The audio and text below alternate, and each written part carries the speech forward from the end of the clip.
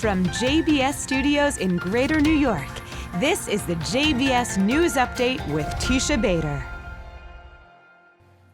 I'm Teisha Bader with the JBS News Update for Monday, November the 29th, 2021.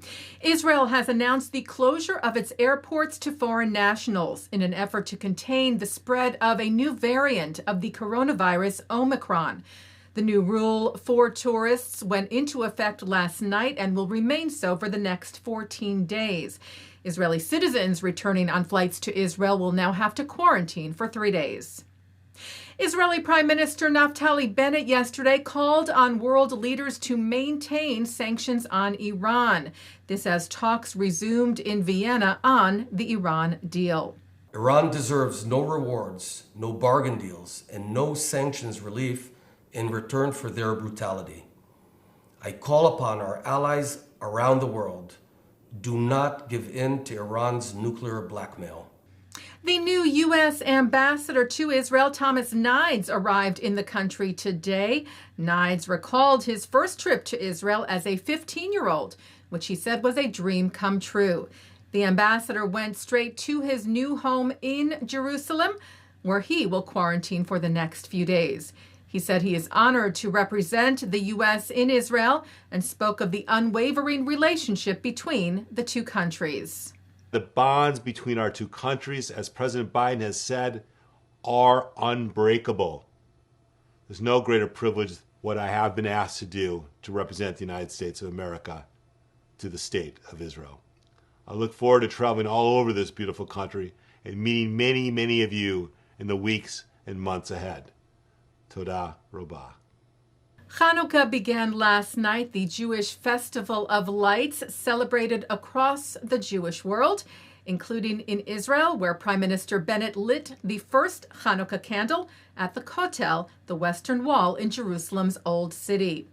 Elsewhere in the world, in New York City, the world's largest menorah was lit at Grand Army Plaza, and on the lawn of the White House at the National Menorah Lighting last night, which also included a tribute to the Gift of Life Bone Marrow Registry, uniting two women, a leukemia survivor and the woman who donated bone marrow, saving her life. The Second Gentleman of the United States, Douglas Emhoff, spoke at the ceremony last night on the importance of religious freedom and of standing up against anti-Semitism and hate.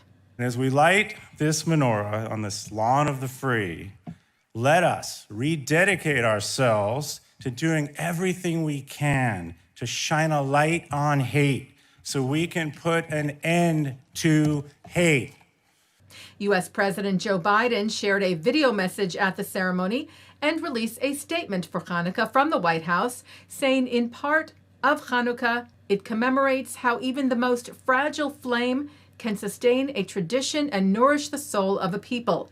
It teaches us that even a little bit of light, wherever it is found, can dispel the darkness and illuminate a path forward.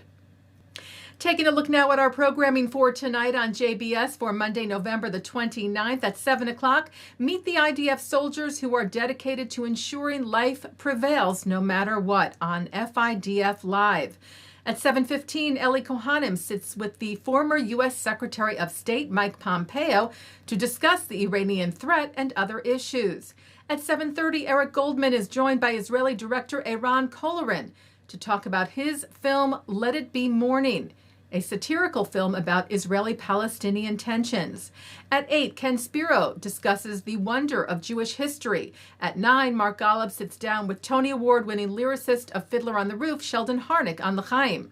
At 10, it's a Chanukah concert from the Maccabees. At 10:30, actor Richard Schiff joins Mark Golub for the candle lighting ceremony on tonight, the second night of Chanukah. And coming up next, Shahar Azani speaks with Palestinian human rights activist Bassem Eid, who talks about his suing Ben & Jerry's over its boycott, sharing his struggle for justice and his criticism of the boycott, divestment, and sanctions movement, which he says hurts Palestinians. Well, we end our newscast tonight with the passing of an icon in the arts, Jewish lyricist and composer Stephen Sondheim, who died on Friday at the age of 91. Sondheim, a multi-Tony winner, is seen as someone who redefined the American musical. His work includes West Side Story, A Funny Thing Happened on the Way to the Forum, Merrily We Roll Along, Into the Woods, Sweeney Todd, Follies, A Little Night Music, Company, and Sunday in the Park with George. The finale of that show, Sunday, sung yesterday, Sunday, in Times Square in his honor.